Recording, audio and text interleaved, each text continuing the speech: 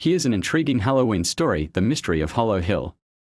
In the quaint village of Willow Creek, every Halloween marked the return of a haunting tale. The mystery of Hollow Hill. Legend had it that a hidden treasure lay buried at the top of the hill, protected by the spirit of Old Man Carter, a reclusive prospector who had been rumored to have struck gold before vanishing without a trace. One chilly October night, a group of adventurous teens, Clara, Leo, and Max, decided to investigate the legend. Armed with flashlights and a map they had pieced together from old village stories, they set out just as the full moon peeked through the thick clouds, casting an eerie glow over the landscape. As they approached Hollow Hill, the air turned cold, and a thick mist began to roll in, wrapping the hill in a ghostly shroud. Clara felt a shiver run down her spine but pushed her fears aside. "We can't turn back now," she insisted, gripping her flashlight tightly with each step they took. They heard whispers swirling around them, as if the very wind carried the voices of the past. "It's just the wind," Leo said nervously, trying to sound brave.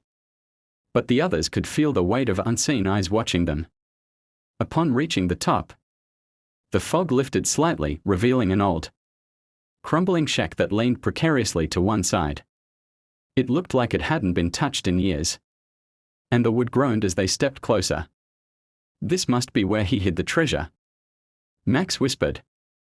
Excitement and fear mingling in his voice, they ventured inside, their flashlights flickering against the damp walls. As they explored the dusty interior, they stumbled upon an old chest tucked away in a dark corner.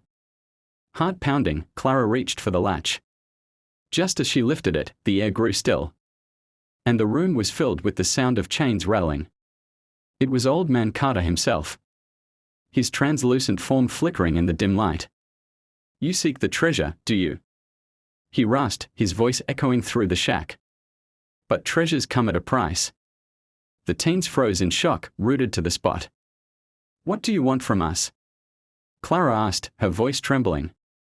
"You must prove your worth," the spirit replied. "Solve the riddle of Hollow Hill, and only then may you claim the treasure." With a wave of his hand, a riddle materialized in the misty air. "I am not alive, but I grow. I don't have lungs, but I need air. I don't have a mouth, but water kills me. What am I?"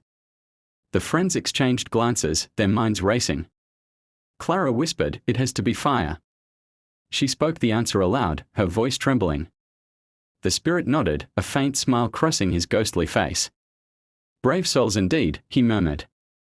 With a gesture, he revealed the chest before them. Inside lay golden coins, sparkling jewels, and a handwritten note from the prospector himself.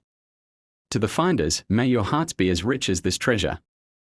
As the teens lifted the treasure, a warm light surrounded them.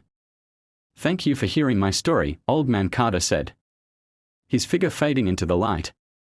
With the treasure safely in their hands, Clara, Leo, and Max made their way down Hollow Hill, a sense of accomplishment and relief washing over them. They had uncovered the mystery, not just of lost gold but of a spirit longing to be remembered.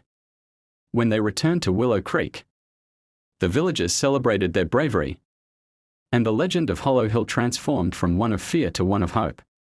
From that night on, they promised to tell Old Man Carter's story, ensuring that the spirit of the hill would never be forgotten. I hope you enjoyed The Mystery of Hollow Hill. Let me know if you'd like another story, and they felt as if a weight had been lifted from the spirit's shoulders.